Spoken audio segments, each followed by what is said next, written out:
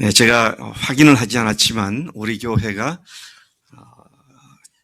창립이 된 지 20주년이 지났습니다.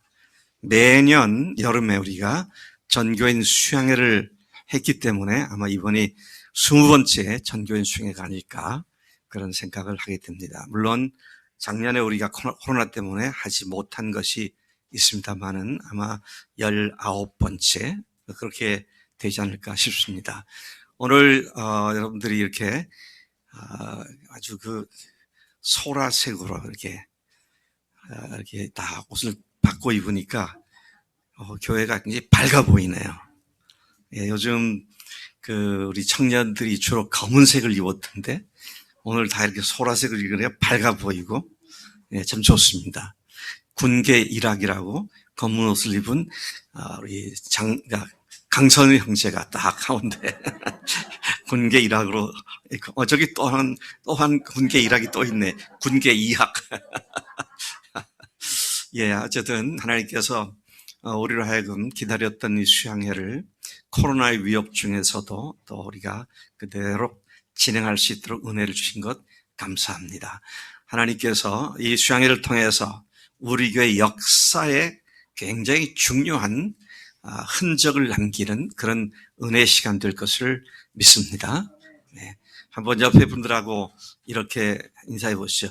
이번 수양회는 당신을 영원히 다른 사람으로 바꾸어 놓을 것입니다. 한번 그렇게 해볼까요?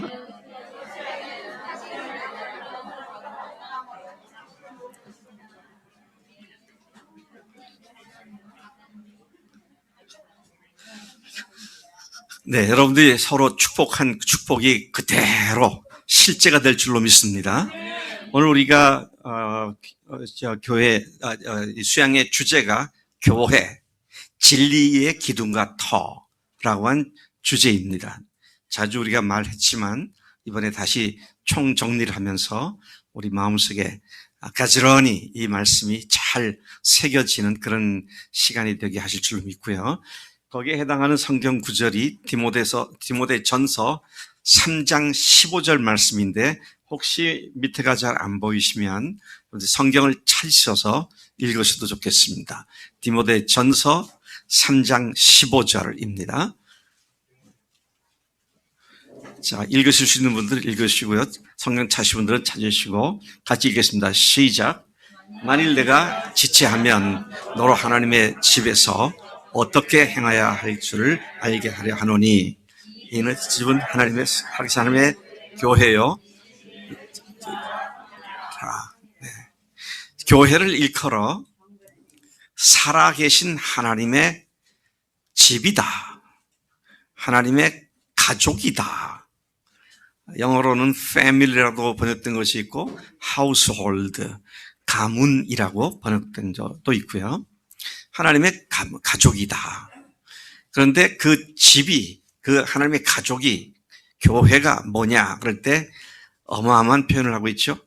진리의 기둥과 터다 그랬습니다. 진리를 세우게 하는 기초가 하나님의 가족이고 진리를 떠받치는 기둥이 바로 하나님의 집인 교회다. 그런 말씀을 하고 있습니다.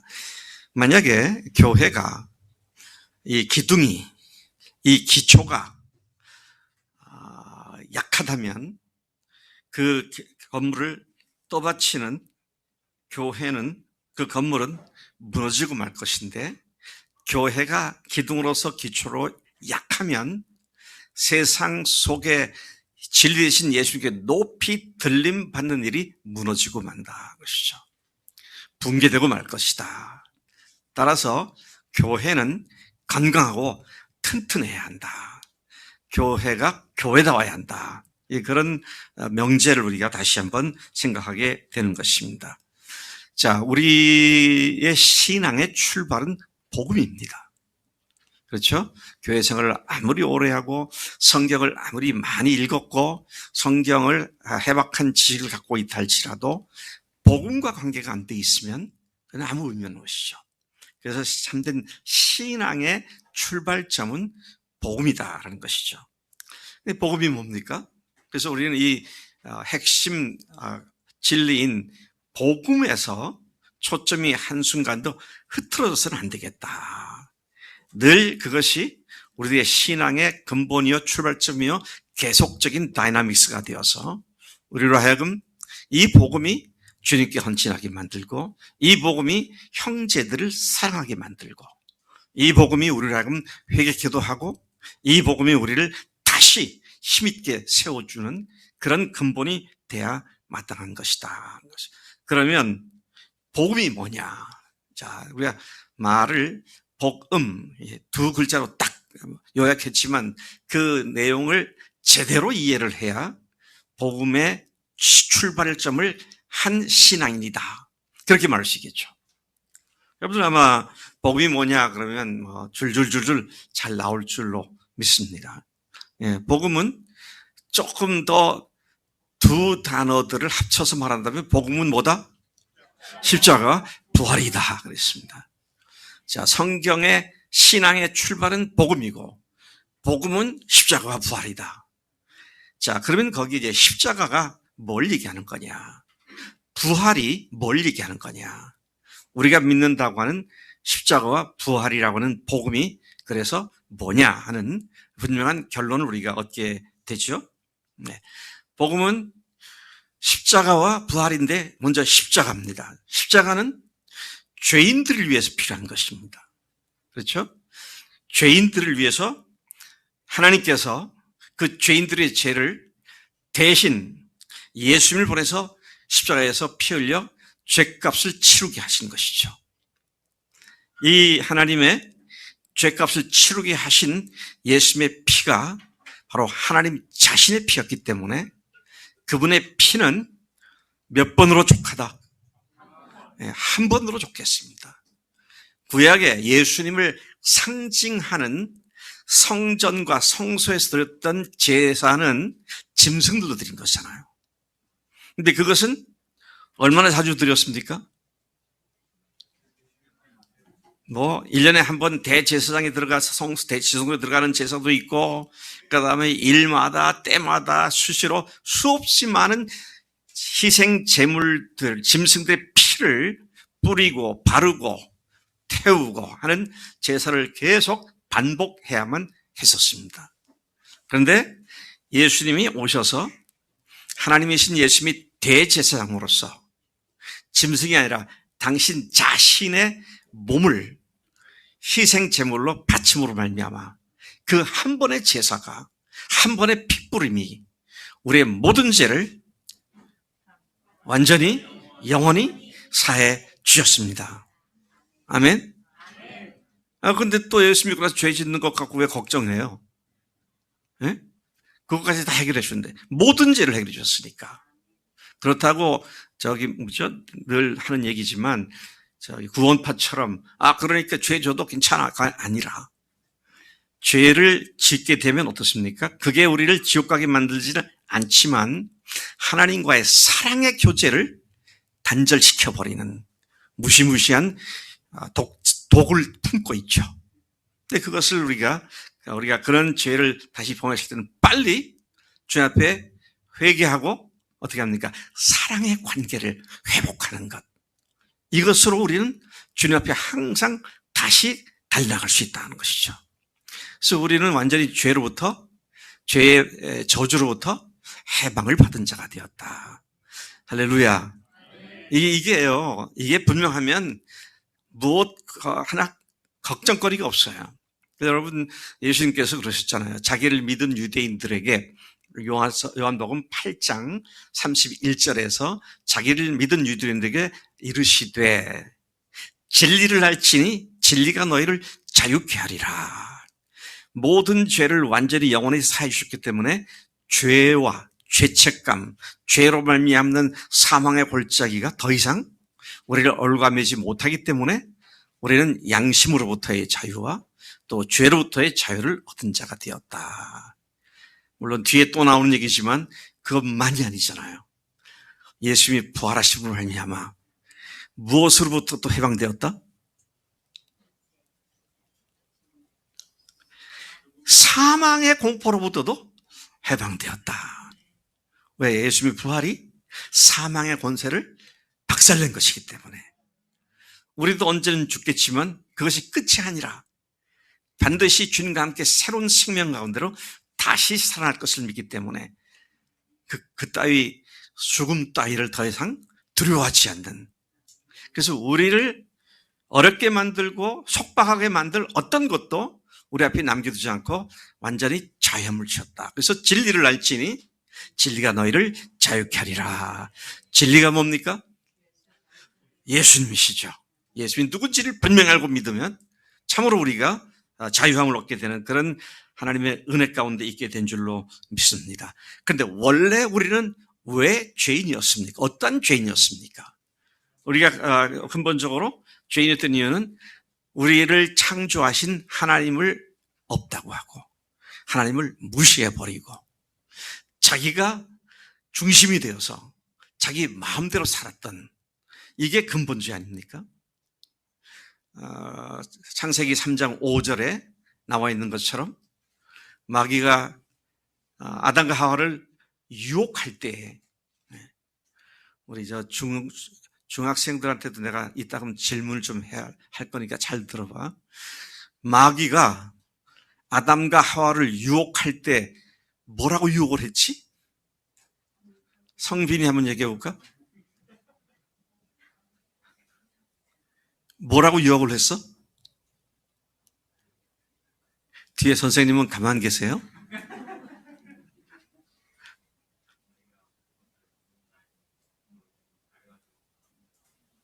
오, 예, 박수, 예, 아이고, 너무 잘하네요. 너희가 그것을 먹는 날에는 눈이 밝아져서 어떻게 한다고요? 하나님과 같아져서 눈이 밝아져 선악을 알게 될 거다. 하나님이 그거 못하게 하려고 너희들 먹지 말라 그런 거야. 그렇게 얘기했죠. 네, 하나님과 같아져서 인간을 유혹할 때 사탄이 던진 미끼는 네가 하나님과 같아지는 거야. 네가 주인이야. 네가 누구한테 굴복할 필요 없어. 네 인생 네 거니까 네 마음대로 살아야 되는 거야. 자, 누구도 너를 억압할 수 없어. 네가 네 생의 주인이야. 이거를 요즘 유치원이나 국민학교나 초등학교나 중고등학교에서 학생들이 자주 듣는 얘기입니다. 네 인생 네 거야. 얼마나 우리 자라나는 아이들에게 성경과 정반대되는 교육을 하고 있는지 몰라요. 그러니까 자기가 주인 된 것이 자랑스럽게 생각하는 거예요. 근데 자기가 주인 돼서 자기가 마음대로 결단하고 행한 결과가 뭡니까? 그렇게 해서 참 인생의 바른 길을 가고 삶의 평안과 기쁨을 누린다면 그렇게 살죠. 근데 그렇지가 못해요. 많은 사람들에게 상처를 주고 자기도 또 상처를 받고, 그러면서 가급적이면 배운 사람들은, 교양이 있다고 생각하는 사람들은 다른 사람에게 건드리지도 않고 나도 건드림 받지 않고, 너는 거기 있고 나는 여기 있고 철저히 프라이버시를 침해받지 않으면서 그렇게 사람 때문에 내가 성가심을 당하지 않고 또 성가심을 주지도 않고 사는 것이 교양인의 삶이라고 그렇게 속으며 살고 있다는 것이죠. 그래서 오늘 살아가고 있는 사람들이 자기가 주인 되니까 자기가 주인 된 것을 침해하려는 어떤 것도 완강하게 거부하게 되죠. 그래서 로마서 1장 28절이 뭐라고 말해서, 그러므로 저희가 그 마음에 하나님 두기를 싫어하매 하나님께서도 그 상실한 마음대로 내버려 두셨다. 그렇게 말씀하는 것이죠. 자기가 주인 된 것, 자기가 주인 되는 자기를 누가 인격적으로 멸시를 하거나 무시를 하거나 그러면 자기가 인격적 손상을 받았다, 자존감에 스크래치를 당했다, 그러면 잠을 못 자고 번에 나가지고 이제 그렇게 되죠. 자기가 주인 된 것, 자기가 모든 것에 컨트롤러가 되고 컨트롤 타워가 돼서 마음대로 해야 되는데 그거 못하게 하는, 그것에 대해서 완전히 거부하는 그런 마귀의 거짓된 교훈과 가르침이 오늘날 사람들을 하나님으로 더욱더 멀어지게 만드는 이런 문제인 것을 우리가 보게 되는 것입니다. 그렇게 자기가 주인된 삶을 산 결과 인생들은 수없이 망가지고 고장나고 깨지고 터지고 상처투성이가 된 그런 삶을 살 수밖에 없다는 것이죠.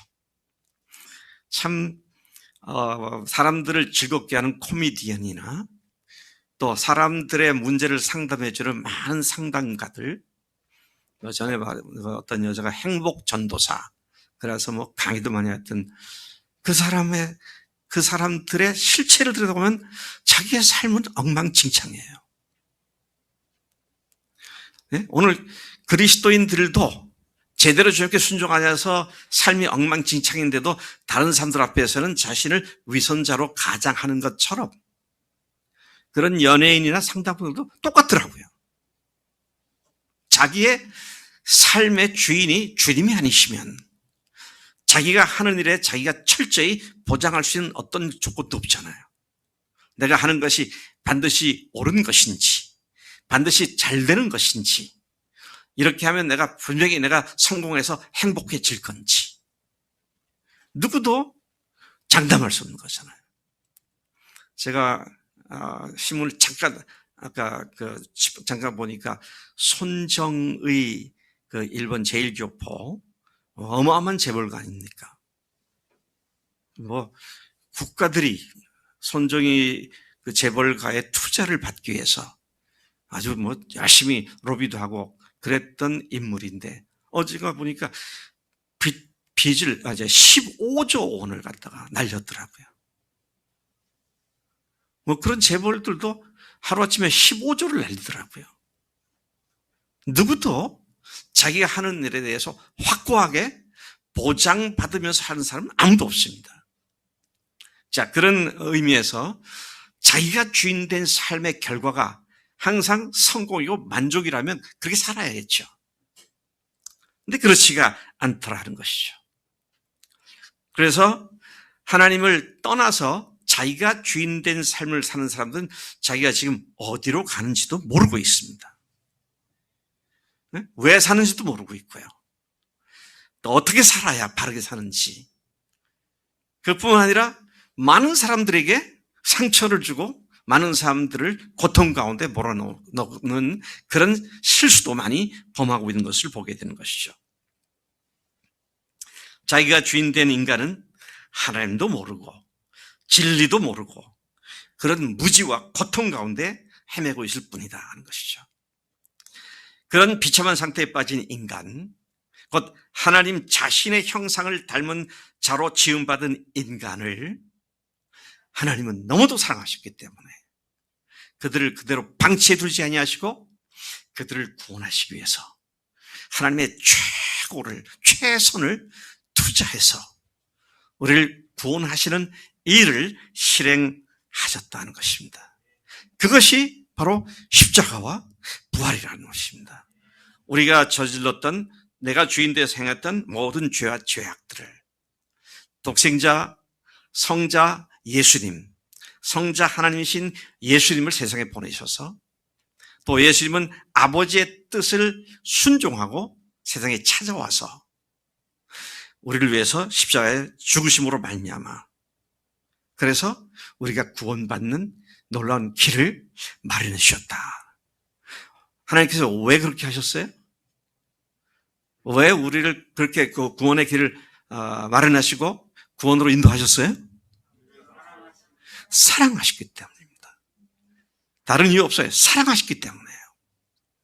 당신의 형상대로 지음받은 인간을, 그래서 그들이 실수하고 실패하여 잘못된 길로 가고 있는 그들을 하나님께서는 너무도 사랑하셔서 그들에게 구원받을 수 있는 길을 허락해 주신 것이 바로 예수님의 십자가의 보혈이다라는 사실인 것이죠.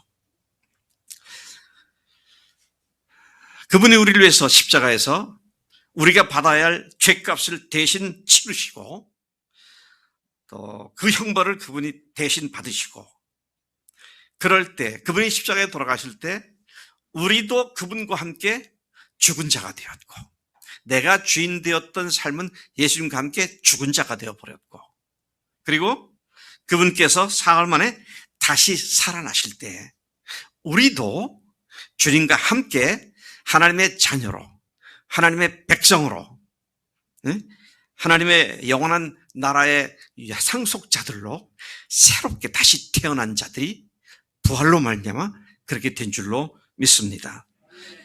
그분의 부활과 함께 우리도 새로운 삶으로 다시 살아났고 하나님의 자녀로 다시 태어났고, 바로 이것이 십자가와 부활의 복음이라는 말의 의미인 것이죠. 자, 그래서 우리가 정말 심각하게 생각해야 할 것은 이 복음을 내가 알고 있느냐 아니면 이것이 내 것이 되었느냐. 이 말씀대로 나는 모든 죄를 완전히 영원히 사함받은 확증을 받고 더 이상 뒤로 물러가서 또 제 문제로 구원받았는지 안 받았는지 헷갈리지 아니하고, 또 물러가서 자기가 주인 돼 사는 삶 가운데 헤매고 있지는 않은지, 자, 이것이 우리가 심각하게 우리 자신을 점검해 봐야 할 그런 문제다 하는 것이죠. 물론 성령께서 확증해 주신 뒤에는 우리가 물러가거나 의심에 빠지지 않습니다. 그러나 의심에 빠지지 않는 확실한 믿음을 갖기 전까지는 우리가 이 문제를 한순간에 해결받을 수 있도록 주 앞에 매어 달리는 것이 너무도 중요한 태도다라는 것입니다. 그러나 여러분, 우리가 잘 알아야 할 것은, 우리가 심각하게 생각하고 똑바르게 알아야 할 것은, 우리가 죄사함을 받고 구원받은 것이 하나님의 궁극적 목적은 아니라는 사실입니다. 구원받았으니까 끝, 됐어, 이제는 끝난 거야가 아니라 그것은 이제 새로운 삶의 시작을 하는 것뿐이죠. 지금까지 하나님과 관계 없이 살았던 삶이 이제는 하나님이 주인된 삶으로 바뀐 새로운 삶의 출발을 했다라는 것입니다. 구원은 이미 말씀드린 것처럼 예수님이 부활하실 때에 함께 새로운 생명으로 다시 태어난 삶의 시작이라는 말이죠. 이전에는 내가 주인이 되어 내 마음대로, 내 기분대로, 내키는 대로 살았지만, 이제는 예수님이 주인이 되셨기 때문에 하나님의 자녀로서 살아가는 새로운 삶의 시작점을 통과한 자가 되었습니다. 그렇기 때문에 그렇게 시작한 거룩한 삶은 하나님의 창세 전부터 그분의 마음에 품으셨던 교회를 세우는 것을 목적으로 하고 있다는 사실을 알아야 합니다. 구원은 시작인데 시작의 구원의 결과는 교회를 세우는 것이다. 자, 이것은 목사들이 교회 교인들이 충성하도록 하기 위해서 만드는 얘기가 아니고요, 성경에서 어마어마한 비밀이었던 사실을 교회가 바로 그 비밀이었다, 그렇게 말씀하시고, 그것을 위해서 예수님께서 죽으셨고 부활하셨고, 그리고 성령님을 보내주셔서 오늘 우리가 그리스도의 삶을 살게 해주신 그 목적이 바로 교회를 세우는 것이다, 그런 말씀을 하고 있는 것입니다. 자, 그런 의미에서 복음의 궁극적 목적지는 교회인데, 어떤 교회냐 그럴 때 건강한 교회입니다.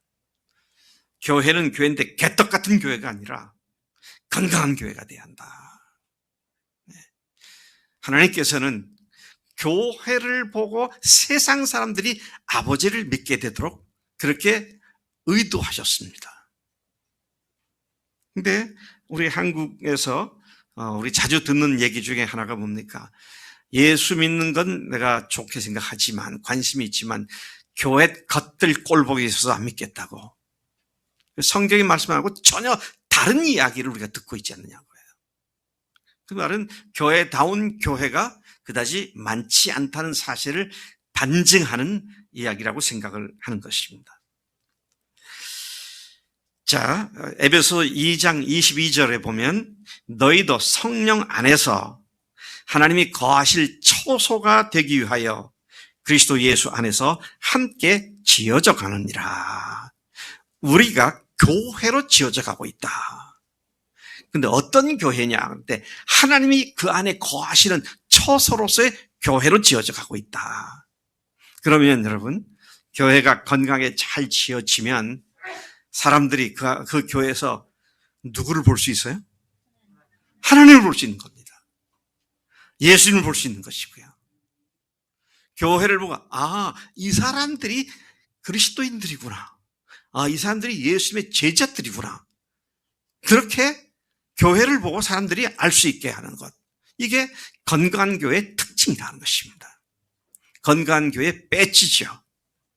그 교회를 보고 사람들이 그렇게 예수 믿게 되는 거니까 말이죠. 자, 그런데 오늘 우리가 잘 아는 대로 교회가 너무나 많은 세상의 비난거리가 되어버렸고, 그래서 저도 그렇고 또 많은 신학생들에게 제가 강의할 때도 교회가 이런 것이다 그러면 학생들이 저에게 굉장히 난처한 질문을 해옵니다. 거의 매번 해와요. 교수님, 질문이 있습니다. 교수님이 말씀하신 그런 교회가 어디 있습니까? 그때마다 말문이 막혀버려요. 성경에 있지 않느냐? 그건 성경이고요. 지금 그런 교회가 어디 있습니까? 또는 어떤 학생들이 교수님, 그런 교회가 그렇게 완전하지 않다 하더라도 그런 교회, 비스무리한 교회라도 좀 소개해 주시면 제가 그 교회 가서 배우겠습니다. 제일 어려운 것 중에 하나가 좋은 교회 소개해 주는 거더라고요. 참 어려웠어요. 지금도 어렵고요. 왜 이렇게 되었느냐? 성경 말씀에 주님은 분명히 우리의 모습을 보고 세상 사람들이 아버지께 영광을 돌리게 하고 아버지께서 하나님께서 우리 가운데 교회 가운데 계신 것을 보게 하시기 위하라고 말씀하셨는데 교회들은 현실 교회들은 그렇지가 않다고 하는 이 어마어마한 성경의 모델과 현실 교회의 괴리를 우리가 그냥 모른 척하고 계속 지나갈 것이냐, 아니면 정말 이 성경이 말하고 있는 교회의 모습을 회복하는 일에 우리가 전심전력할 것이냐. 이것은 오늘 우리가 주님 앞에서 헌신해야 할 중요한 문제가 아닐 수 없습니다. 사실 지난 20년간 우리 교회는, 또 저는 그러한 교회로 우리가 성장하기를 원해서 여기까지 달려왔습니다. 그리고 이제 아시다시피 제가 공식적으로 2년을 남겨놓고 있어요. 그리고 이제 앞으로 향후 2년 동안 우리가 그렇게 굳어져 갈 것인가, 아니면 그냥 원상복귀돼서 옛날 다른 교회처럼 그게 될 것인가. 제가 그만둘 때 그 꼴은 못 보겠더라고요. 그러면 우리 교회에서 20년의 제 생애가 다 망가지는 것이죠. 그래서 이건 아니다. 지금 우리가 그런 대로 가고 있는데 더 잘 가도록 이번 수양회가 그렇게 하나님의 은혜를 받는 수양회가 되겠구나. 그게 제가 계속 마음 품고 기도했던 내용인 것이죠. 자, 예수님께서는 지상사역 마지막 날 밤에 제자들과 함께 4-5시간 동안 6월절 만찬 식사를 하시면서 그 4-5시간 동안에 제자들에게 긴 가르침을 주셨습니다. 요한복음 13장부터 17장까지가 그 내용을 담고 있어요. 그런데 그 긴 내용을 한마디로 요약을 하면, 내가 떠난 뒤에 너희들은 이런 사랑 공동체로서의 교회를 세워라. 이런 사랑 공동체가 돼야 한다. 그런데 이런 사랑 공동체가 뭐냐 할 때 세 계명으로 압축이 되어졌습니다. 요한복음 13장 34절 35절에 같이 한번 암송해 볼까요? 시작. 새 계명을 너에게 주노니 너희는 서로 사랑하라. 내가 너희를 사랑한 것 같이 너희도 서로 사랑하라. 너희가 서로 사랑하면 이로써 모든 사람이 너희가 내 제자인 줄 알리라. 그 말씀을 그날 밤에 주신 핵심적인 요약의 말씀으로 정리해 볼 수가 있습니다. 예수님이 그날 밤이 지나면 어떻게 돼요? 내일 십자가에 죽으시잖아요. 아주 긴박한 순간에 유언 같은 말씀으로 하신 말씀이, 내가 떠나간 뒤에 너희들은 사랑 공동체가 되라. 어떤 공동체? 어떤 사랑 공동체? 내가 너희를 사랑한 것 같은 그런 사랑을 할 줄 아는 공동체가 되라. 자, 그렇게 말씀을 하신 것이죠. 자, 그래서 여러분, 교회가 건강하게 되느냐, 건강하게 되지 못하느냐 하는 문제는 주님께서도 매우 심각하게 경고하신 바가 있습니다. 자, 마태복음 5장 13절에 너희는 세상의 소금이니 소금이 만일 그 맛을 잃으면 무엇으로 짜게 하리요? 후에는 아무 쓸데없어 다만 밖에 버려져 사람에게 밟힐 뿐이니라. 맛을 잃은 소금답지 못한 소금은 아무짝에 쓸데없어서 길에 버려져 사람들에게 밟힐 뿐이다. 그렇게 경고의 말씀을 주셨습니다. 그런 교회를 향하여 사람들은 등을 돌리고 그런 교회를 떠나버리고 그런 교회에 침을 뱉고 그런 교회를 저주하며 떠나가기 때문에 결국 그런 교회들은 존폐 위기까지 몰릴 수밖에 없는 것입니다. 버리어 밟히는 수준으로 가게 된다는 것이죠.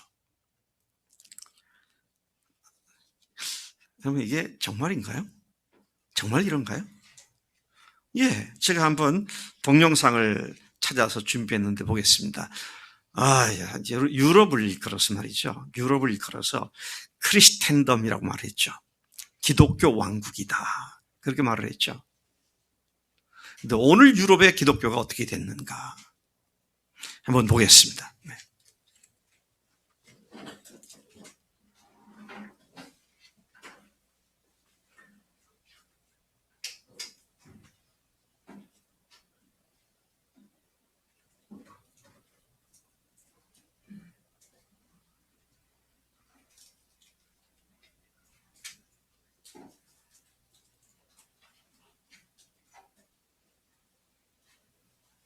은 상상하기 어렵습니다. 좀 과장해서 말하자면 유럽에선 500년도 안 된 교회는 오래되었다고 치지도 않습니다. 이런 전통 넘치는 교회들이 수십 수백 개씩 들어서 유럽의 도시들을 더욱 고풍스럽게 만들죠. 하지만 오늘날의 유럽의 이 교회들은 점차 해결하기 어려운 무거운 짐이 되어가고 있습니다. 유지하자니 보수비가 너무 많이 들고 방치하자니 도심의 미관과 안전을 해치는 흉물이 되니 말입니다. 유럽에 이런 문제가 생긴 건 신자가 대폭 줄었기 때문입니다. 그래서 이는 단순한 교회의 존폐 문제가 아닙니다. 이를 분석한 미국의 대표적인 전국지인 USA 투데이는 유럽에서 교회가 죽어가고 있다며 더 이상 유럽을 기독교 국가라고 말하기 어려워졌다고 진단하고 있습니다. 오랜 세월 기독교의 중심지였던 유럽에 무슨 일이 일어나고 있는 걸까요? 유럽에선 워낙 오래된 교회가 많다 보니 웬만해선 보호 대상인 유적지로 지정되지도 못합니다. 많은 교회는 전적으로 교인들의 헌금에 달려있죠. 옛날처럼 특정 가문의 전폭적인 후원을 기대할 수 있는 시대도 아니고요. 그런데 교회의 예배 참석자가 고작 노인들 30-40명뿐인 교회가 수두룩합니다. 인구가 적은 시골로 갈수록 이 문제는 더 심각하죠. 대부분의 이 역사적인 교회 건축물들은 50년마다 대대적인 복원공사가 필요합니다. 이 비용을 감당할 수 없게 된 유럽의 교단들은 교회 건물을 잇따라 민간에 내놓고 있죠. 구글에 잠깐 검색만 해봐도 부동산 중개업소의 매물로 올라온 교회가 수두룩합니다. 성스러운 교회를 거주지로 개조하면 천국을 맛볼 수 있다며 교회 매입을 부추기는 달콤한 광고도 적지 않죠. 매각된 교회는 서점, 카페, 레스토랑, 아파트, 호텔, 유치원, 극장, 박물관 등 다양한 용도로 사용되지만 때론 매우 불경한 장소로 쓰이기도 합니다. 신성시 되던 교회가 하루아침 사이에 나이트클럽이나 스트릿바로 변신하기도 하죠. 독실한 신자들의 비난을 감수하지 않을 수 없을 만큼 유럽의 많은 교회가 다급한 처지라는 뜻입니다. 영국의 성공의 교회는 총 16,000개 정도 됩니다. 이 중 4분의 3이 일종의 문화재인 역사적 건물입니다. 하지만 영국 성공회는 지금 큰 위기를 맞고 있습니다. 교회의 4분의 1 이상이 일요일 예배 참여자가 20명도 안 됩니다. 이미 1980년대부터 30년 동안 9,000개의 교회가 문을 닫았습니다. 이 와중에 스코틀랜드 에든버러에 있는 한 루터 교회는 프랑켄슈타인이라는 술집으로 바뀌었고 브리스톨에 있는 세인트폴 교회는 서커스 훈련학교가 새 주인이 되었습니다. 교회의 높은 천장이 서커스의 딱이었죠. 맨체스터 북쪽의 작은 도시인 클리데로의 한 감리교회는 놀랍게도 이슬람 사원이 되었습니다. 하지만 영국에서는 아직도 1,600개 정도가 신자 없는 교회라 추가적인 폐쇄나 판매가 불가피합니다. 오죽하면 지금 영국은 미국 남부의 침례 교단으로부터 선교 대상지로 지정되어 있습니다. 미국 남부 교회의 영향을 받는 우리나라의 개신교들도 수시로 영국에 선교하러 다니죠. 한때 세계 선교의 중심지였던 영국의 위상을 생각하면 정말 격세지감입니다. 프랑스엔 15,000개의 역사적 교회가 있습니다. 이들 교회는 그나마 정부 보조금으로 버텨나가고 있습니다. 하지만 프랑스에서도 가톨릭 신자들이 급감하고 있습니다. 주일 미사에 참여하는 프랑스 가톨릭 신자들은 10명 중 1명뿐입니다. 이제 프랑스도 성당을 헐거나 혹은 팔거나를 선택해야 하는 한계점에 서 있습니다. 그 경우 당장 5분의 1인 3,000개가 바로 대상이 될 것입니다. 독일 역시 신교, 구교 가릴 것 없이 위기입니다. 지난 20년간 가톨릭 성당은 500개 이상이 문을 닫았습니다. 이 중 3분의 1은 그냥 헐어버렸고 3분의 2는 미술관, 카페, 펍을 운영하는 업체에 팔았습니다. 이 바람에 성직자는 물론 교회 관련 직원의 40%가 해고되었습니다. 개신교도 340개 이상이 폐쇄되었는데 함부르크의 교회는 이슬람 센터가 되었습니다. 2만 개 이상의 교회가 있는 이탈리아에선 적어도 1,000개가 아무도 쓰지 않아 폐허 상태입니다. 로마의 한 중세 성당은 그나마 주인을 새로 맞았는데 사크로의 프로파노, 즉 신성하면서 불경한이란 얄궂은 이름의 레스토랑이 들어섰습니다.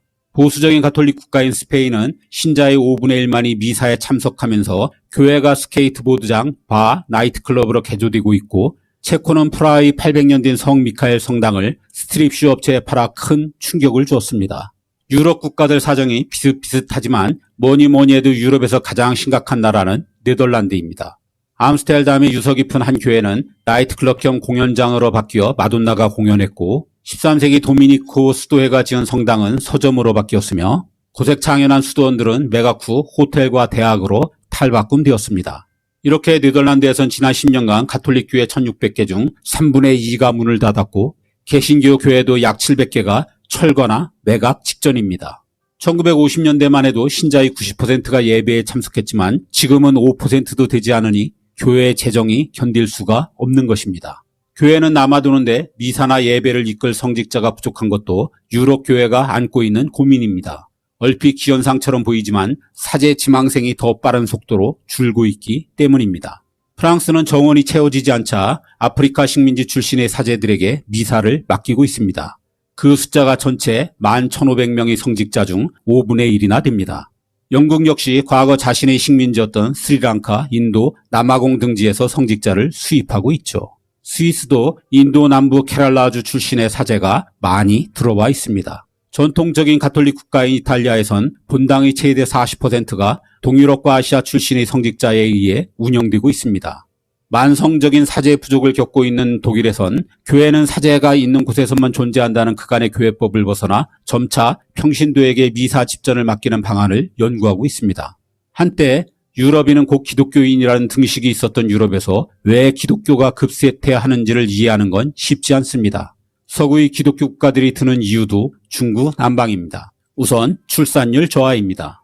이는 높은 출산율로 유럽에서 교세를 유지하고 있는 동방정교회와 이슬람을 보면 확연히 비교됩니다. 교세를 지탱해줄 인구 베이스 자체가 무너진 것입니다. 여기에 오랜 세월 기독교 가치관이 퇴보하면서 이혼율이 급상승했죠. 일요일만 되면 다 함께 교회로 향하던 유럽의 전통적인 가족이 해체되면서 소위 모태 신앙도 더는 기대하기 힘들어졌죠. 사람들은 안전하고 편안하며 예측 가능한 환경에서 자라면 훨씬 덜 종교적이 된다고 합니다. 서유럽은 2차 대전 이후 평화와 함께 경제적인 부를 누려왔습니다. 즉 종교의 효용성이 떨어지는 환경이라고 할 수 있죠. 달라진 국가의 역할 변화도 기독교 쇠퇴의 중요한 요인입니다. 고소득 국가일수록 그리고 복지국가일수록 그 나라의 종교성은 약화된다는 게 연구 결과입니다. 교회가 일정 부분 담당했던 국민의 복지를 국가가 도맡아 하면서 교회로 사람이 몰릴 이유가 줄어든다는 것입니다. 진리로서의 성경의 의문을 제기하게 만드는 과학의 발달과 일반인들의 높아진 교육 수준, 종교에 대한 신뢰도를 떨어뜨리는 잇따른 성추문 스캔들, 교회 대신 자꾸만 야외로 향하게 하는 주 5일제 정착도 한 이유로 꼽힙니다. 이유가 뭐가 됐든 미래에도 유럽에서 기독교가 예전 같은 명성을 갖긴 힘들 것 같습니다. 젊은 층들의 이탈은 더 심하기 때문입니다. 16세에서 29세 사이를 대상을 한 설문조사 결과 교회 출석은커녕 다수가 아예 신의 존재 자체를 믿지 않고 있습니다.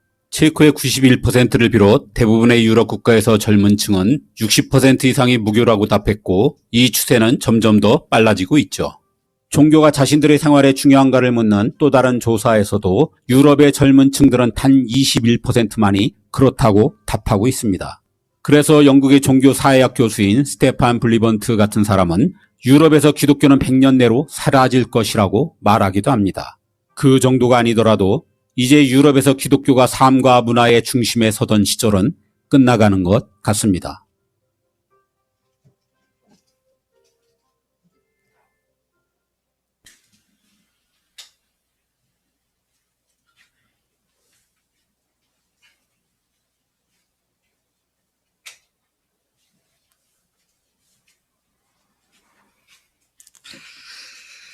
이것은 유럽만의 문제가 아니고요. 미국이 그 쇠퇴 한복판에 지금 들어서 있고, 그리고 한국 교회도 지금 코로나로 말미암아 더 그 쇠퇴의 속도가 가속이 붙어서 한국 교회도 앞으로 어떻게 될지 미래가 참으로 암담한 그런 전망을 갖고 있습니다. 자, 무엇이 교회를 이렇게 망가뜨렸습니까? 문화 인류학적으로나 인구학적이거나 뭐 정치적인 이유나 복지라든지 여러 가지를 들 수 있지만 가장 중요한 원인은 교회가 복음을 잃어버렸기 때문이었습니다. 복음을 듣지 못하는 교회들이 되어버렸기 때문입니다. 교회가 복음을 듣지 못하니까 복음에 합당한 삶을 살지 못하게 되고, 복음에 합당한 삶을 살지 못하니까 세상 속에 전혀 소금으로 빛으로 역할을 하지 못하여 믿는 것이나 안 믿는 것이나 별 차이가 없어진 그런 상황이었던 것을 보게 된다는 것입니다. 여러 가지 원인들이 있고 이유가 있겠지만 오늘 이번 주간 저는 하나님의 교회가 반드시 눈을 똑바로 뜨고 초점을 맞추어 뚫어지게 바라보며 쫓아가야 할 것이 복음인데, 이 복음과 복음으로 세워지는 교회가 어떻게 바로 세워질 수 있는 건가, 함께 같이 깊이 묵상하며 함께 기도하는 가운데 하나님께서 우리 모두에게 선명한 건강한 교회에 대한 선명한 그림을 주시고 열망을 주시고, 우리 각자가 그런 교회로 우리가 변화되는 일에 쓰임 받도록 헌신하는 그런 성령님의 복이 이 수양의 2박 3일 동안 우리에게 있게 되기를 간절히 소망합니다. 다시 말씀드리면 이번 주제는 교회, 진리의 기둥과 터이고요. 주제를 뒷받침하고 있는 성경 구절은 디모데전서 3장 15절로서 하나님의 집에서 어떻게 행해야 할지를 알게 한 바울의 편지에 이 집은 살아계신 하나님의 교회요 그랬습니다. 교회는 죽은 곳이 아닙니다. 교회는 살아있는 하나님의 교회입니다. 그러니 생명력이 항상 나타나고 생명의 역사가 나타나야 그게 교회다운 교회, 건강한 교회다, 그렇게 말을 할 수 있는 것이죠. 자, 이 교회를 하나님의 교회라고, 살아계신 하나님의 교회라고 말씀하고 있고 진리의 기둥과 터다, 그렇게 말씀하고 있습니다. 교회는 지금도 살아계셔 역사하시는 하나님의 집으로서 진리이신 예수님이 세상에 높이 들림을 받을 수 있는 건물의 기초와 기둥과 같은 것이 바로 교회다, 그렇게 말씀을 하고 있는 것이죠. 기초와 기둥이 튼튼하지 못하면 기필코 그 건물들은 무너질 수밖에 없습니다. 유럽 교회가 그렇다고 지금 보았습니다. 미국 교회들도 거의 지금 그렇게 돼가고 있습니다. 그런가 하면 한국 교회도 마찬가지죠.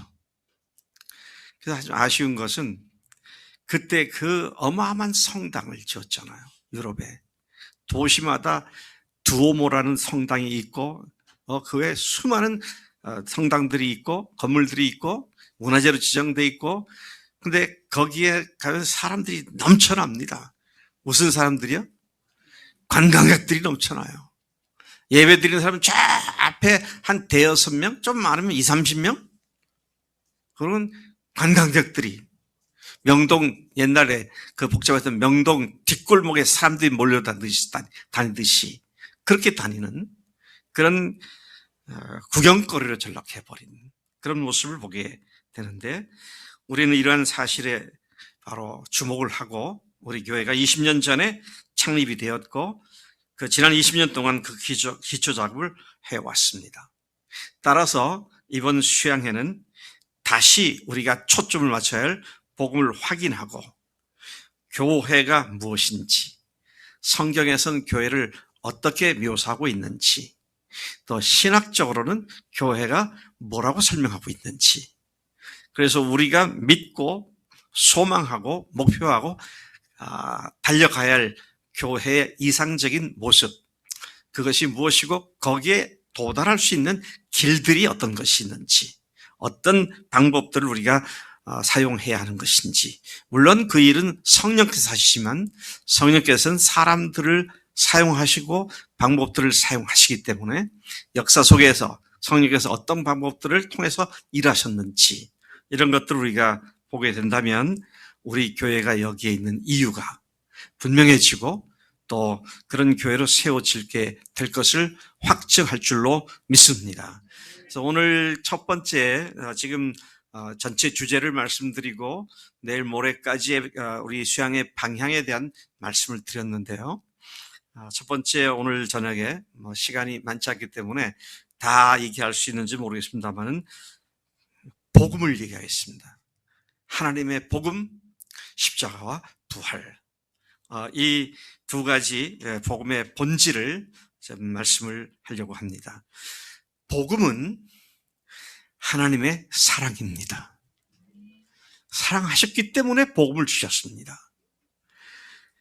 요한복음 3장 16절 우리가 너무 잘 아는 말씀 아닙니까? 하나님이 세상을 이처럼 사랑하사 독생자를 주셨으니 이는 저를 믿는 자마다 멸망치 않고 영생을 얻게 하려 하심이라. 이처럼 사랑하셨다. 하나님이 이처럼 사랑하셨다. 제가 영어 성경을 보니까요, 어떻게 되냐면 so loved the world that, so that 용법을 썼더라고요. so that 용법을 아시죠? 중학교 때 막 귀에 딱지가 않도록 배웠던 기억이 있을 겁니다. so 너무도 뭐뭐함으로 뭐뭐하다, 그런 말이잖아요. so loved the world. 하나님께서 God so loved the world. 세상을 너무도 사랑하셨기 때문에 that 그분의 아들을 보내주셨다. 우리에게 아들 예수님을 보내주신 이유, 유일한 이유, 분명한 이유는 사랑하셨기 때문인 것이죠. 여러분, 우리가 누구에게 사랑받는다는 건 너무 귀중한 일이잖아요. 오늘날 많은 부부들이요, 남편으로부터 사랑을 받지 못한다고 느끼는 아내들, 아내로부터 사랑받지 못한다고 느끼는 남편들, 그래서 부부간에 편치가 않고 늘 마음에 갈등이 있고, 그런데도 어떻게 할 수도 없고, 그런 게 살아가는 사람들이 많더라고요, 보니까. 우리 할머니, 할아버지들이 부부 생활에 대해서 얼마나 한이 맺혔으면, 얼마나 한이 맺혔으면,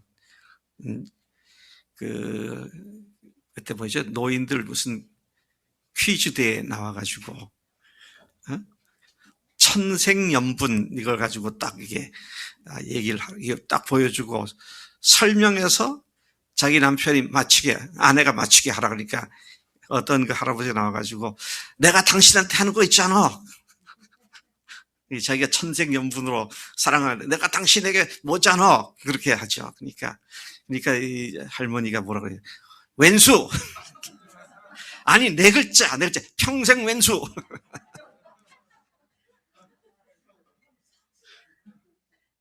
아니, 부부생활 평생 하고 났는데 이게 평생 왼수가 돼버리잖아요. 그렇게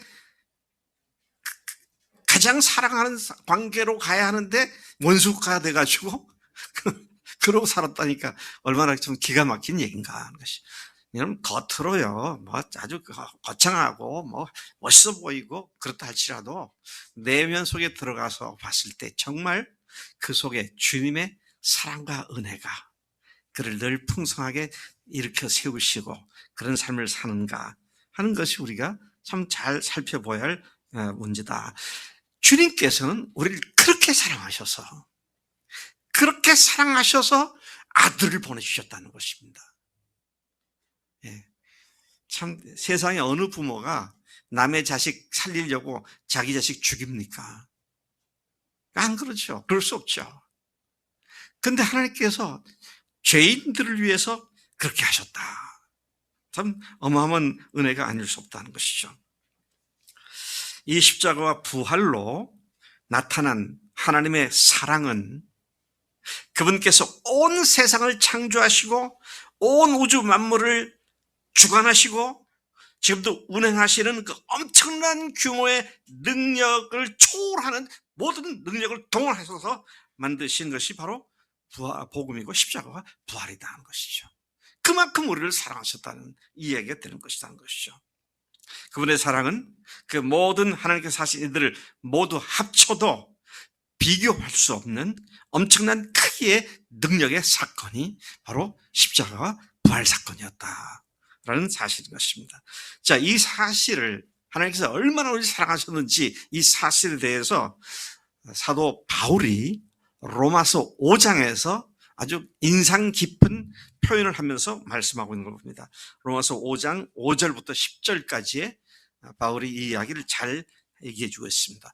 5절 말씀, 로마서 5장 5절 말씀 보면 성부 하나님께서는 성자 예수님으로 나타내 보이신 그분의 사랑을, 다시 말하면 우리에게 주신 성령 하나님을 통하여 그 하나님의 사랑을 우리 마음에 부어주셨다. 그렇게 말씀합니다. 우리 마음에 부은 바 되었다. 그렇게 말하고 있습니다. 영어 성경을 보면 NIV에 보면 뭐 다른 그 성경도 다 똑같습니다. 다른 거 똑같은데요. God has poured out. pour 하면 퍼붓답니다. 쏟아붓다죠. 하나님께서 그분의 사랑을 우리 마음속에 쏟아부으셨다. 퍼부으셨다. 그렇게 표현을 하고 있습니다. 우리 신의 자매 또 정태 형제가 화학을 전공했잖아요. 화학 실험을 많이 하잖아요.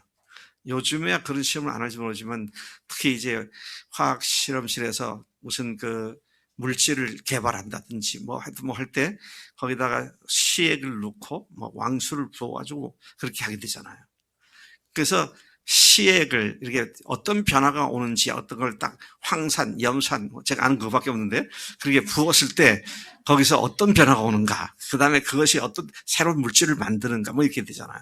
근데 그 시액들이 조금만 부어도 변화가 오더라고요.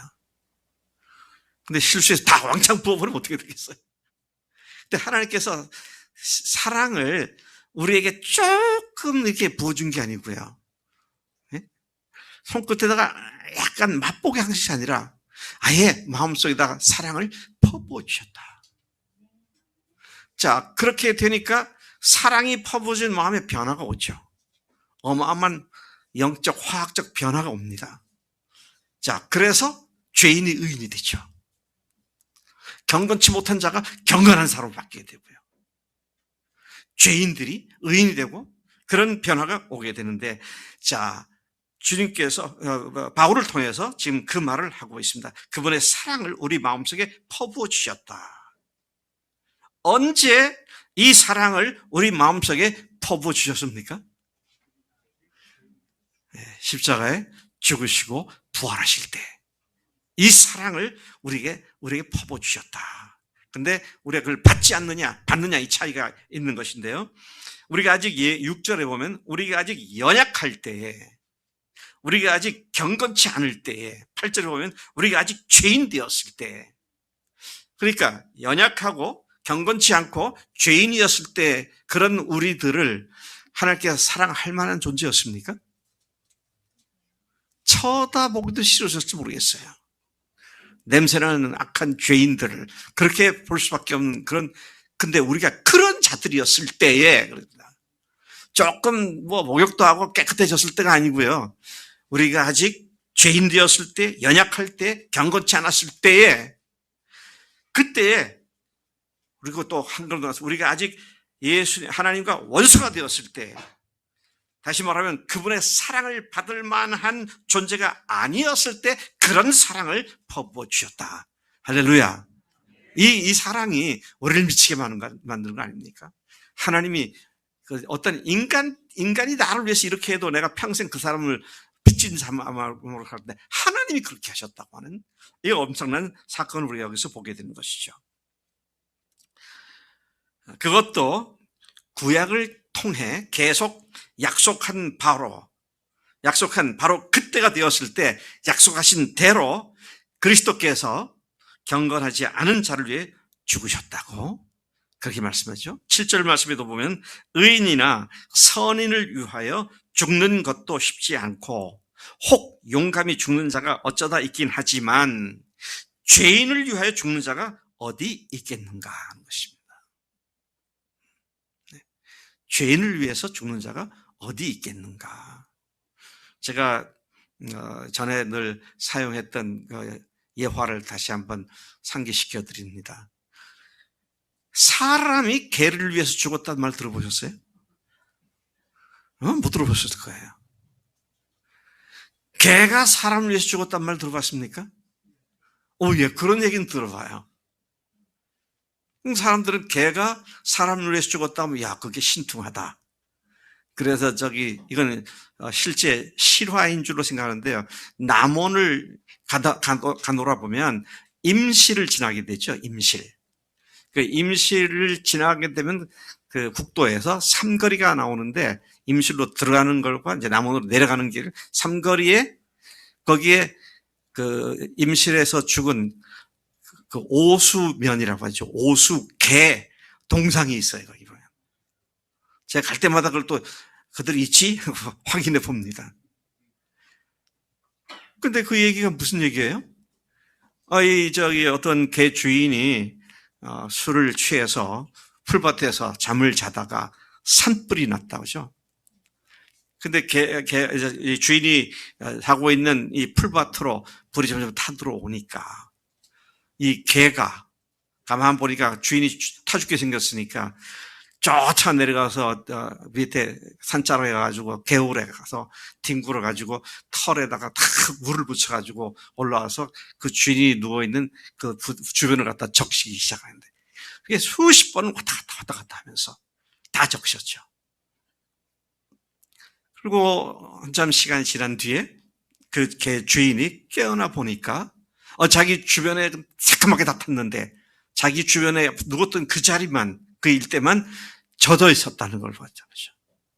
그리고 그 개가 탈진해서 옆에 쓰러져 죽어 있는 것을 보게 되죠. 개가 사람을 위해 죽었다. 이 동네 사람들이 감동을 먹고요. 그 개를 동상을 세워주고 공덕비라 그러나 뭐라 그러나 그렇게 그 추앙을 하는 그런 그 모습을 보게 되죠. 누가 누굴 위해 죽었다고요? 개가 사람을 위해 죽어서 사람들이 감동받더라고요. 네, 하나님이 우리를 위해서 아드님을 보내셔서 대신 죽게 하셨다. 이건 우리의 이 작은 머리는 이해가 안 되는 겁니다. 그리고 이건 경제성이 너무 없어요.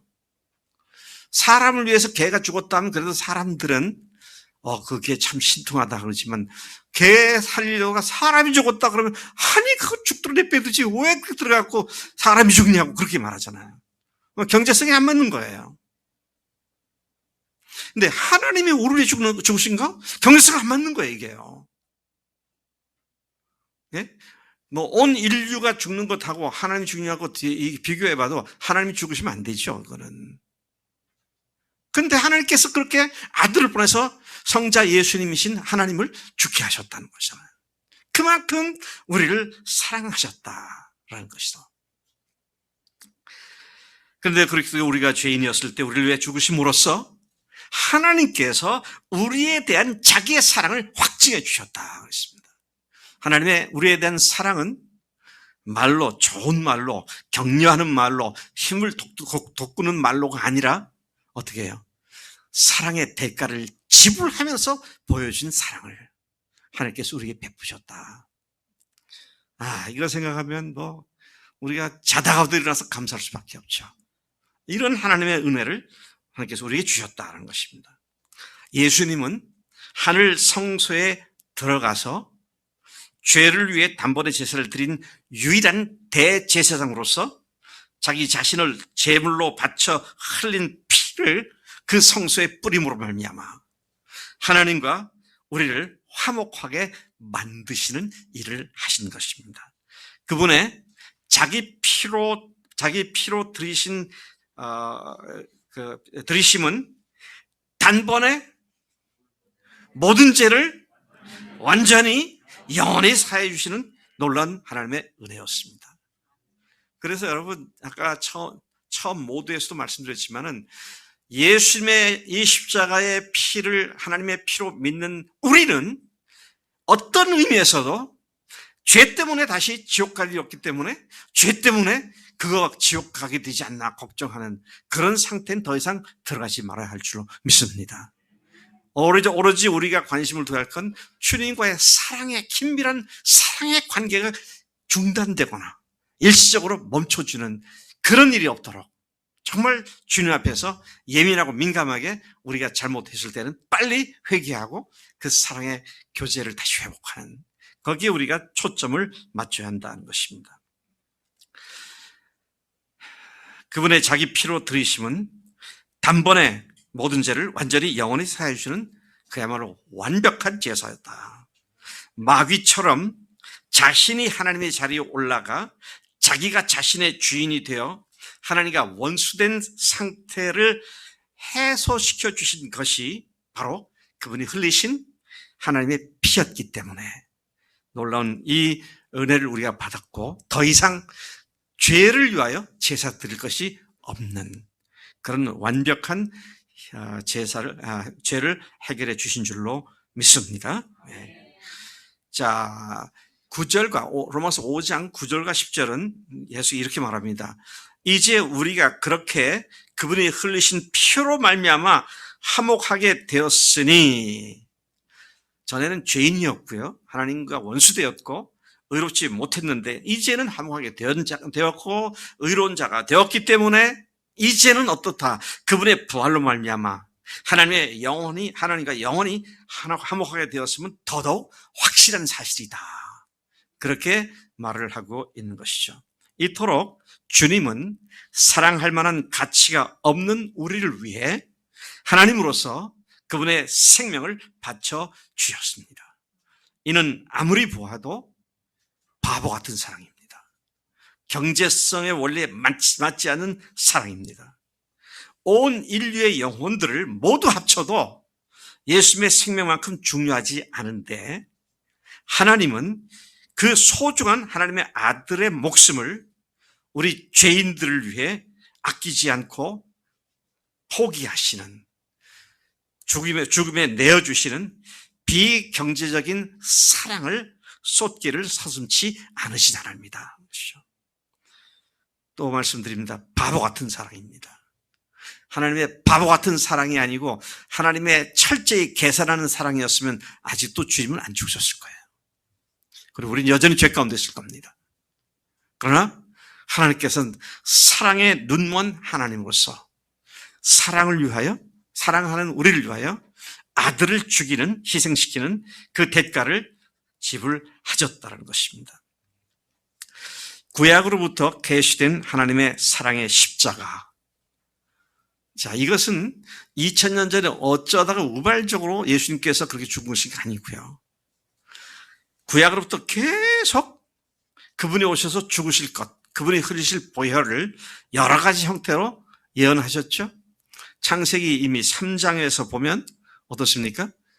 아담과 하와가 죄를 지었고 벌거벗은 걸 알았을 때 자기들이 무화과 잎사귀로 치마를 만들어 엮었지만 곧 말라서 으스러지니까 하나님께서 가죽 옷을 지어 입히셨다.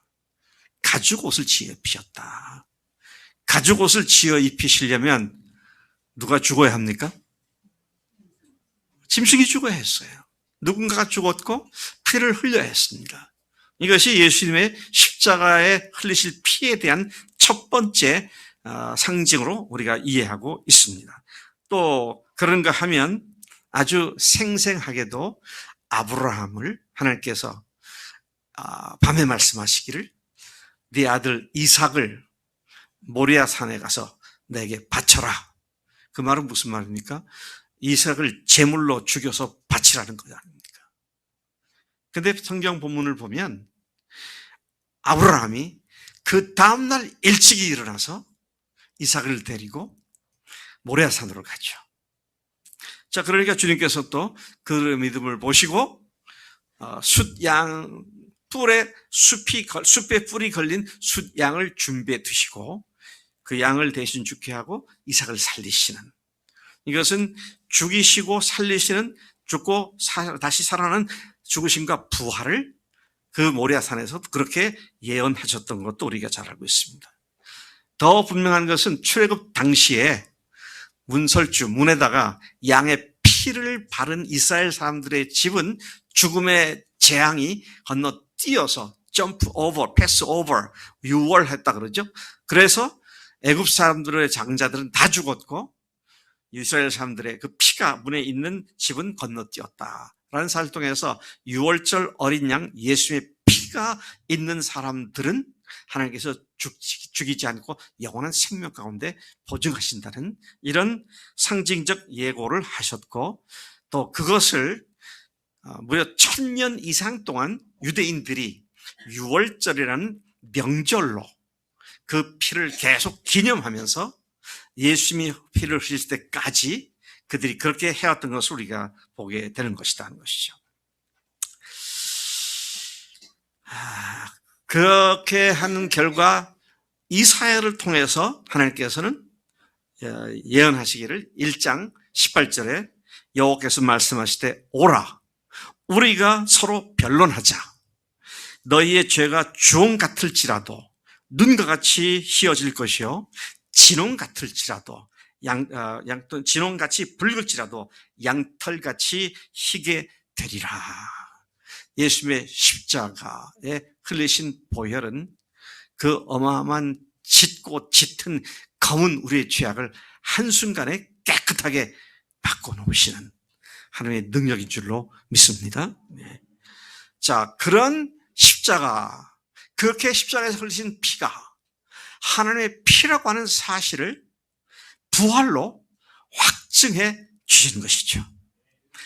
마침 지난 주일날 제가 이 십자가 부활에 대한 설교를 했는데요. 그래도 조금 더 반복을 하더라도 조금 더 부연한 것이 있으니까 말씀을 계속 하겠습니다. 예수님은 하나님이신데 성자 하나님이시죠.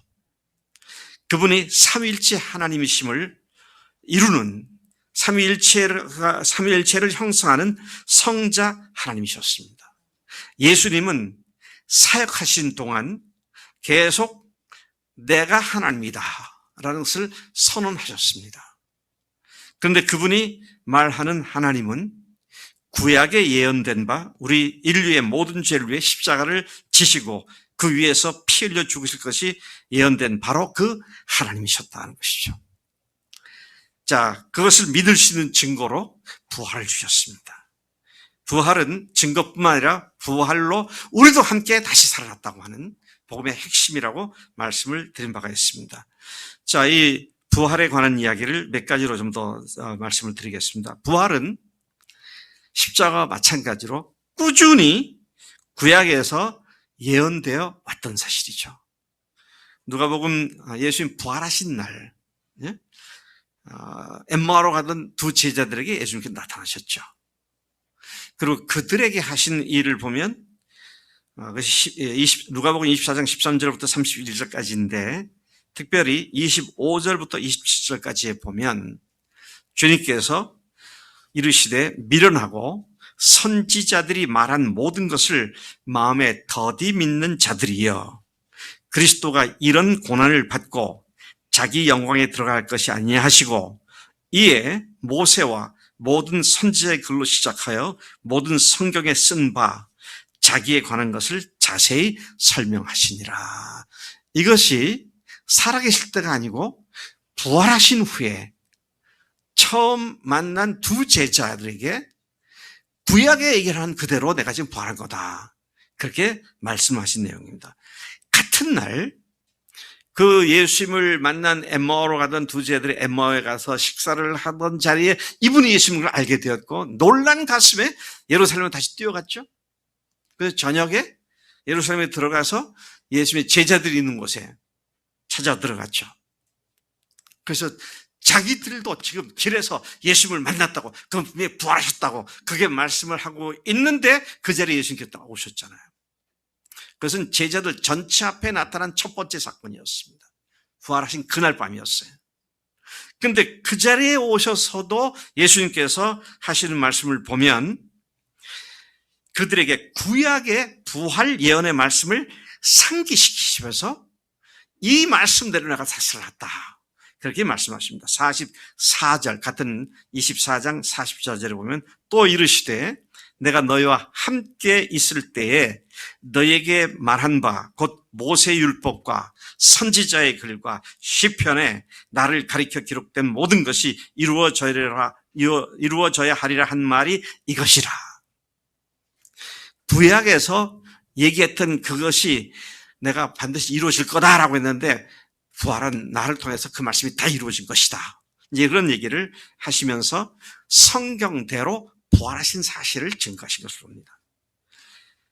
또 그 사실은 예수님께서는 당신이 부활하실 것이라고 계속 예언하셨죠. 마태복음 12장부터 20장까지 6번 반복해서 말씀하셨죠. 그 중에 마태복음 16장 21절에 있는 하나만 읽어보면 이때로부터 예수 그리스도께서 자기가 예루살렘에 올라가 장로들과 대제사장들과 서기관들에게 많은 고난을 받고 죽임을 당하고 제3일에 살아날 것을 제자들에게 비로소 나타내시니라. 당신이 누구한테 고난을 받고 죽임을 당할지, 어디에서 죽을지, 어떻게 죽임을 당할지 정확하게 제자들에게 예언하셨던 사실을 여기서 보게 되는 것이죠. 자, 그 다음에 그런 맥락에서 요한복음 5장 39절에서 예수님께서 이렇게 말씀하셨어요. 너희가 성경에서 영생을 얻는 줄 생각하고 성경을 연구하거니와 이 성경은 곧 내게 대하여 증거하는 것이다. 구약 성경이 증거하는 내용이 뭐냐 할 때 예수님에 대한 증거를 하고 있는 것이다. 나에 대한 증거다. 그렇게 말씀을 하신 적이 있으시죠. 또 우리가 이 부활에 대해서 생각을 해보면 구약이 예언을 했고 예수님이 예언하셨고 그리고 실제로 부활하셨고 실제로 그 일이 이루어졌다는 것이죠. 그래서 여러분 우리가 잘 아는 대로 고린도전서 15장 3절 4절에서 뭐라고 말합니까? 성경대로 우리 죄를 왜 죽으시고 장사 지는 바 되었다가 성경대로 사흘 만에 다시 살아나사 성경대로 이루어졌음을 말씀하고 있는 것을 보게 됩니다. 자, 또 예수님이 부활한 사건이 확실한 사건이었던 이유는 뭡니까? 부활하신 예수를 만난 제자들 모두가 극적으로 담대한 존재들로 다 변화되었던 것이죠. 여러분 집단 최면술에 걸리지 않고서야 절망과 좌절에 빠져있던 10여 명의 제자들이 동시에 일순간에 짧은 기간 안에 목숨을 걸고 예수님은 부활하신 하나님이시다. 너희들이 죽인 예수를 하나님께서 다시 살리셨다. 너희들이 법 없는 자들의 손을 빌려 죽인 이 예수를 하나님께서 다시 살리셨고 우리가 이 일의 증인이다. 와, 어떻게 이렇게 말할 수 있습니까?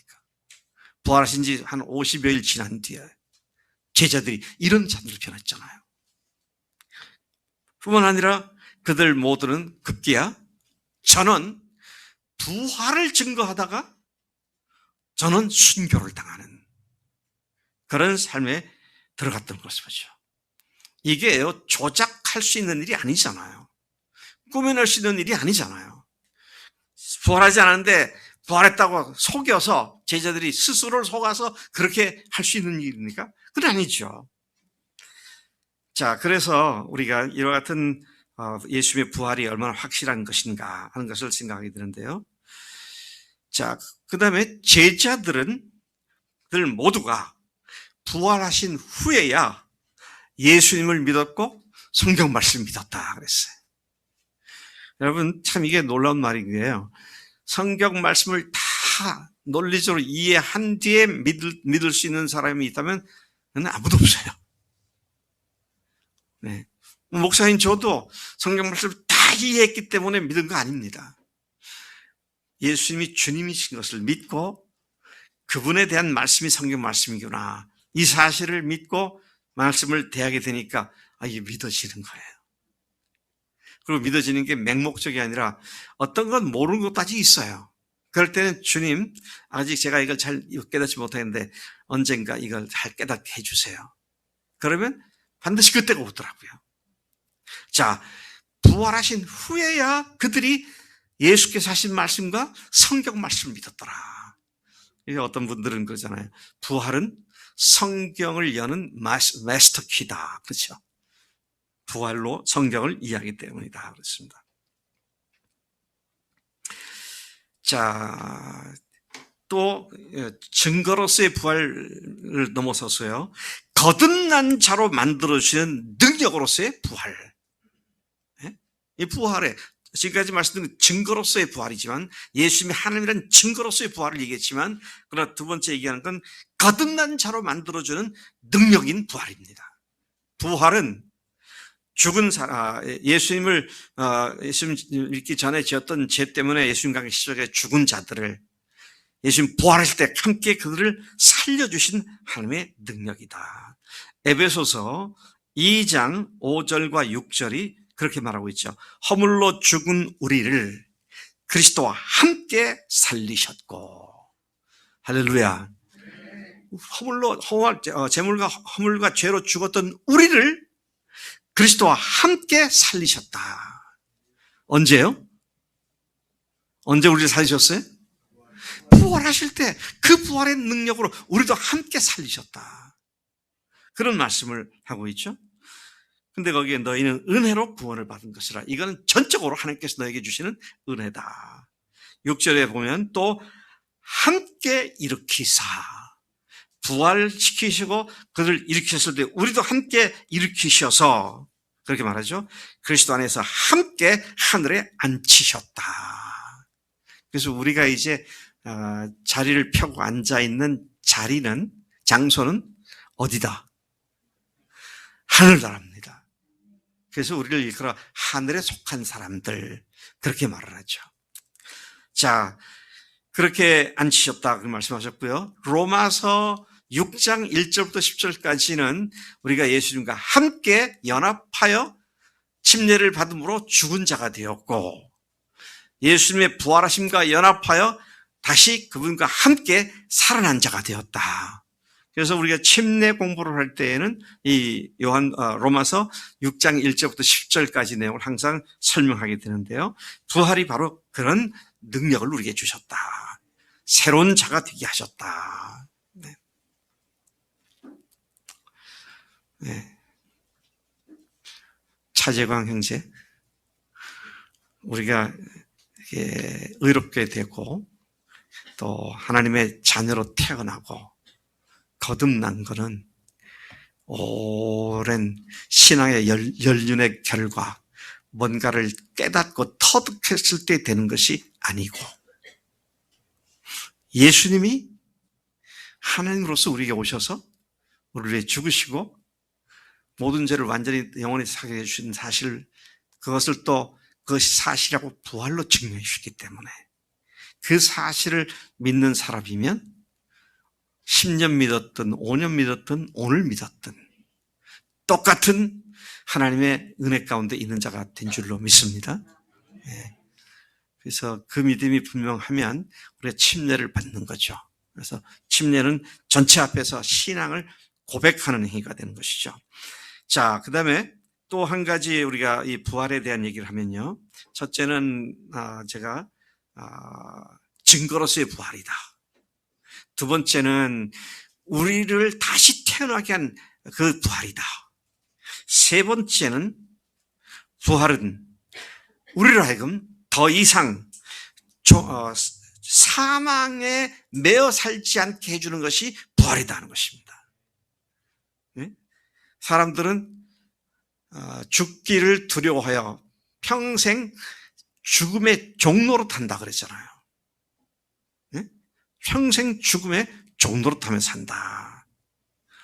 인간의 최대 비극은 죄로 인한 죽음인 게 분명하죠. 그리고 이 세상에 그 누구도 죽음을 두려워하지 않는 사람은 없습니다. 그런데 예수님의 부활은 인간을 자기 종으로 만드는 마귀의 최종 병기인 사망을 무력화시킨 것이 주님의 부활입니다. 사망 권세를 완전히 꺾어버린 것이 주님의 부활이다 것이죠. 예수님의 부활에 연합하여 예수님과 함께 부활에 동참하여 사망에서 생명으로 옮겨진 사람들은 그렇기 때문에 더 이상 죽음을 두려워하지 않습니다. 여러분 죽음 두려워해요? 안 해요? 네, 안 한다고 하지만 그래도 좀 더 살아야지. 예. 우리가 죽음을 두려워할 이유가 없어요. 죽음은 어떻게 된다? 죽음은 바로 부활하지 않잖아요. 죽으면 어떻게 된다? 더 좋은 곳으로 가잖아요. 아이고, 제가 군대 훈련 받을 때요, 광주 보병학교 가서 4개월간 장교 훈련 받는데 너무 힘들더라고. 그래가지고 힘들 때마다 하늘을 쳐도 주님 지금 오세요. 너무 힘들어가지고요. 근데 여러분, 주님, 우리가 죽으면 주님 계신 천국으로 간다는 사실, 이걸 우리가 밑바닥에 근본적으로 깔고 살기 때문에 죽을까봐 막 발발 떨고 그렇게 하지 않는 것이 바로 예수님의 부활로 말미암아 사망 권세가 완전히 박살났기 때문에 우리는 그 주님과 함께 영원한 생명을 얻은 자가 되었기 때문에 우리가 죽음을 두려워할 이유가 없는 줄로 믿습니다. 그러니 십자가에 죽었다 그러면 그건 죽은 거잖아요. 근데 부활하셨기 때문에 우린 죽음까지도 깨트린 능력 가운데 살게 되었으니 이게 복음이라는 거예요. 이게 복음입니다. 자, 빌립보서에 보면은 바울이 여기에 참 대담한 담대한 이야기를 하고 있습니다. 1장 21절부터 24절까지 보면 이는 내게 사는 것이 그리스도니 죽는 것도 유익함이라. 뭐라고 했어요? 내 안에 예수님 계시기 때문에 죽어도 괜찮다는 겁니다. 죽어도 좋다는 겁니다. 그러나 만일 육신으로 사는 것이 이것이 내 일의 열매일지인데 무엇을 택해야 할지 나는 알지 못하노라. 사는 쪽을 택해야 할지 죽는 쪽을 택해야 할지 양쪽 다 좋으니까 이걸 도박하는 사람들의 표현을 하면 뭐라 그러죠? 쌍패? 그런 게 있던데? 이래도 좋고 저래도 좋고 다 좋은 거. 여러분들 대답이 안 나온 거 보니까 몰라도 괜찮을 것 같습니다. 꽃패. 우리 그런 사람들이에요.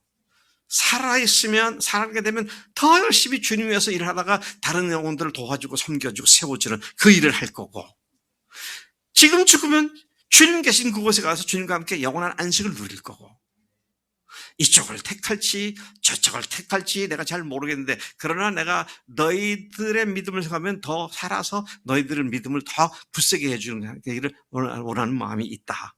이게 지금 빌립보서 1장에서 하는 말씀이에요. 그래서 앞에서 제가 이미 말씀드렸습니다. 요한복음 8장 32절에 보면 진리를 알지니 진리가 너희를 자유케 하리라. 그 말씀대로 죄의 속박으로부터의 자유, 죽음의 공포로부터의 자유함을 얻은 우리들이 되었기 때문에 그 어떤 것도 우리를 다시 얽어맬 수 있는 것은 아무것도 없다는 것입니다. 더 이상 죽기를 두려워하여 사망의 종로로 타지 않는다는 말씀인 것이죠. 여러분 그렇게 믿으시죠? 세상에 제일 무서운 사람이 누군지 아세요? 죽는 거 두려워하지 않는 사람이 제일 무서운 사람이에요. 여러분들 굉장히 무섭네요. 그런 믿음이 있어서 말이죠. 자, 이제 제가 시간을 조금 잘 사용을 하기 위해서 말을 좀 막혀야겠습니다. 이렇게 좋은 말씀을 듣고요. 야, 기독교가 그런 거구나. 기독교 신앙이구나. 그렇게 해봐야 아무 소용없어요. 그게 내 것이 돼야죠. 그걸 내가 가져야죠. 그걸 내가 누려야죠. 그래서 여러분 이 시간에 우리가 다시 생각해야 할 것은 이 자유함이 있으며 이 주님과의 부활의 확증을 가지고 십자가에 죽으신 예수님을 나의 주님으로 모신 결단을 하고 그 결단한 대로 지금 누리고 살고 있는가. 이것을 또 한번 다시 점검해 보고요. 네. 그리고 그렇게 되는 것은 한순간이잖아요. 어떻게 한순간입니까? 이미 다 하나님께서 마련해 주셨기 때문에 내가 그 사실을 믿고 내가 주인 됐던 죄를 회개하고 예수님을 나의 주인으로 모시면 이미 다 마련해 놓으신 그것들을 그 어마어마한 선물 보따리들을 내 것으로 하나님께서 선물로 주시는 것인데 그래서 여러분 내가 앞으로 좀 더 열심히 노력해서 좀 더 이렇게 하나님 앞에서 좀 반듯하게 선 뒤에 뭐 어떻게 되지 않겠는가 그런 생각이라면 아예 접어두시고요. 그렇게 되는 날은 평생 가도 없습니다.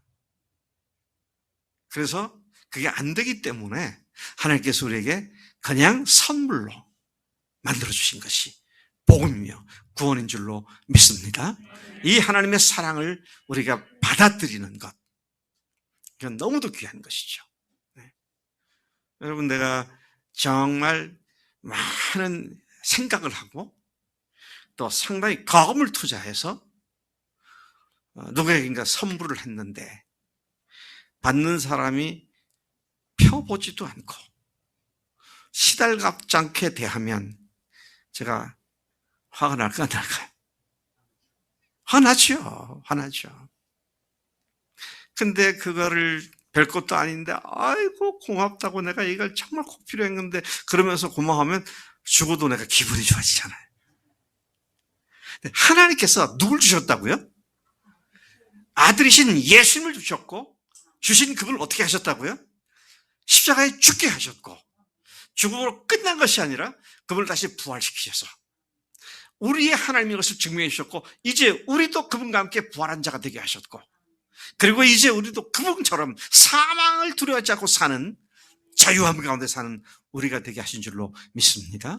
오늘 이 시간 여러분 혹시 내가 아직도 이 부분에 있어서 확실치가 않다 그러면 주님 앞에 기도하세요. 하나님 이 오늘로 더 이상 의심하거나 확실치 않은 뿌연 안개 같은 그런 상태에서 벗어나게 하시고 복음의 광채 가운데 밝은 빛 아래 내가 주님의 자녀가 된 것과 성령으로 말미암아 예수의 부활과 함께 새로운 사람으로 다시 태어난 것을 확증하며 주님만 사랑하며 살겠습니다. 예수님이 나의 하나님이십니다. 나의 주님이십니다. 그런 회개와 영접을 통해서 이 복음이 여러분들의 것이 되는 줄로 믿습니다. 같이 기도하시겠습니다.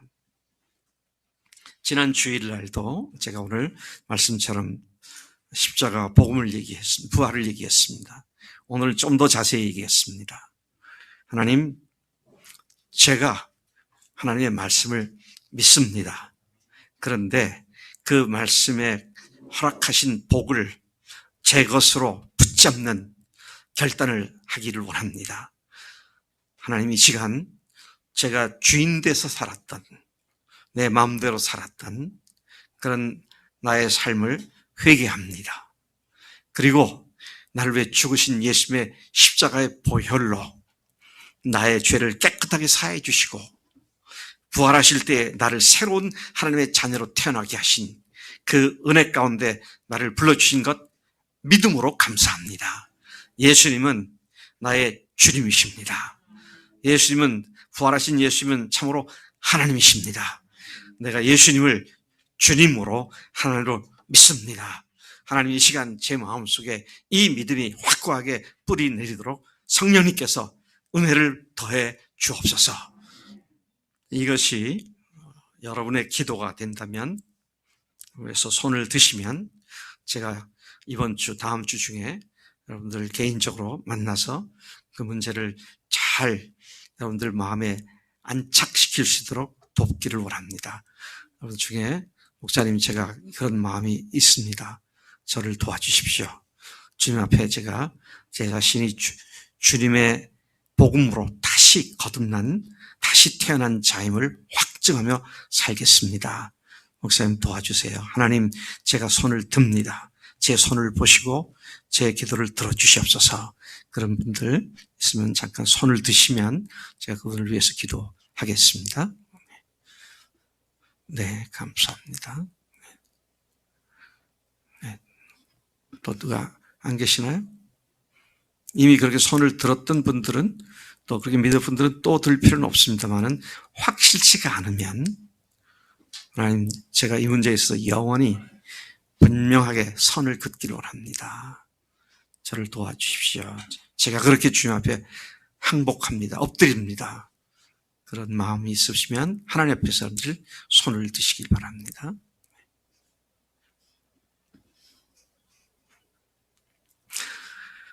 기도하겠습니다. 하나님 아버지, 감사합니다. 오늘 저희들이 수양의 첫날 하나님의 교회가 교회답지 못할 때 유럽 교회처럼, 미국 교회들처럼, 또 우리 교회도, 한국 교회도 그렇게 될 수 있다는 사실을 우리가 참으로 놀라움과 각성함으로 생각하게 하셔서 감사합니다.